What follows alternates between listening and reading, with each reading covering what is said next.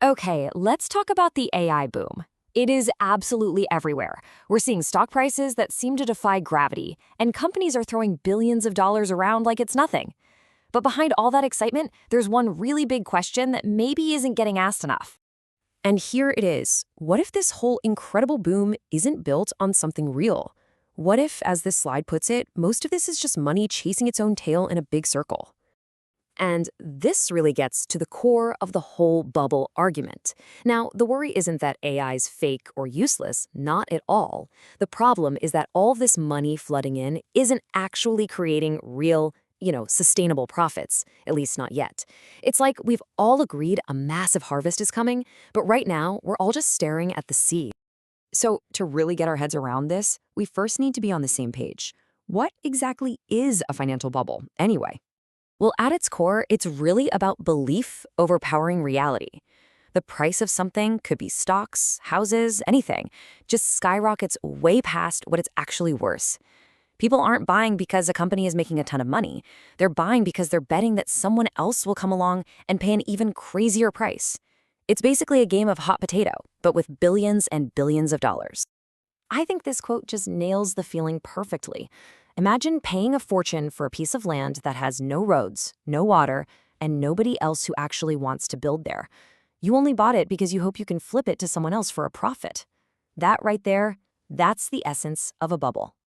Okay, now this is where things get really, really interesting. Let's actually follow the money inside the AI boom. Let's trace where it's going, because it's a journey that might just surprise you. So let's break down this money circle. It starts right here. An AI startup gets a massive check from investors. Great.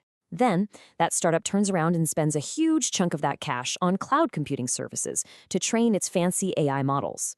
In turn, those cloud companies take that money and spend billions on super specialized computer chips, mostly from one company, NVIDIA. This makes NVIDIA's stock go through the roof, which helps lift the whole stock market. And finally, that booming stock market makes investors feel rich and optimistic, so what do? They pour even more money back into new AI startups. And there you have it. The circle begins all over again. So the key insight here is what this quote says. It's not really new money from actual customers entering the system. For the most part, it's the same pool of investment cash getting passed from the startup to the cloud company to the chip maker and then back to investors through the rising stock market. This whole situation puts NVIDIA in this incredible position. Think about the old gold rushes. The people who consistently got rich weren't always the prospectors digging for gold. It was the folks selling them the shovels. Well, today, NVIDIA is selling the shovels, those essential computer chips that every single AI company needs. They make a profit whether the AI startups strike gold or just go bust. If you look at the basic accounting for a lot of these AI startups, it really lays this whole dynamic bare. On the money inside, it's pretty much all from investors. And on the money outside side, it's dominated by payments for chips and cloud services. The one thing that's often missing, significant profit-making revenue from real customers. Now, all of this might sound like a problem for Silicon Valley to worry about, but if the circular flow of money suddenly stops, the impact could be felt far and wide. So, what happens if investors get nervous and decide to turn off the money tap? Well, the first dominoes to fall would obviously be in the tech world. Without that constant stream of new investment, all those startups that aren't profitable yet would just run out of money. They'd have to shut their doors. And seeing that, panic could easily spread, causing a crash in tech stock prices pretty much across the board. And the pain wouldn't stop there. A big downturn in tech almost always leads to widespread layoffs. But even more directly, because so many of our retirement funds and pension plans are so heavily invested in the stock market, a tech crash can take a direct hit on the value of our personal savings.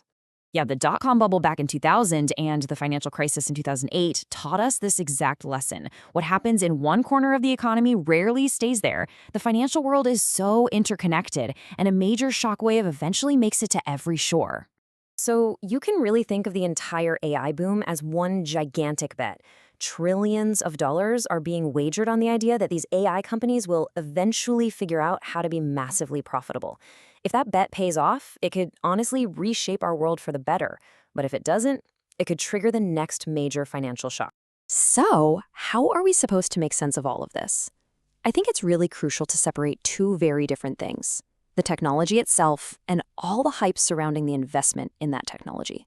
So here's a balanced way to look at it. The truth is, AI is a revolutionary technology. It's not a fad. It is genuinely going to change our world. We're already seeing it create real value in medicine, in science, you name it. But that amazing reality is separate from the investment morning. Just like in that gold rush, not every prospector is going to strike gold. Not every AI company will succeed, and that means not every sky-high stock price is justified. At the end of the day, bubbles are born from one specific thing. They happen when investors get more excited about a really compelling story about the future than they are about the hard reality of profits in the present. So, as you see all the headlines in the coming months, just keep this one question in mind. We already know AI is going to be a huge deal. That's not really up for debate. The real multi-trillion-dollar question is this: who will be left standing with real, actual profits when all the initial hype finally fades away?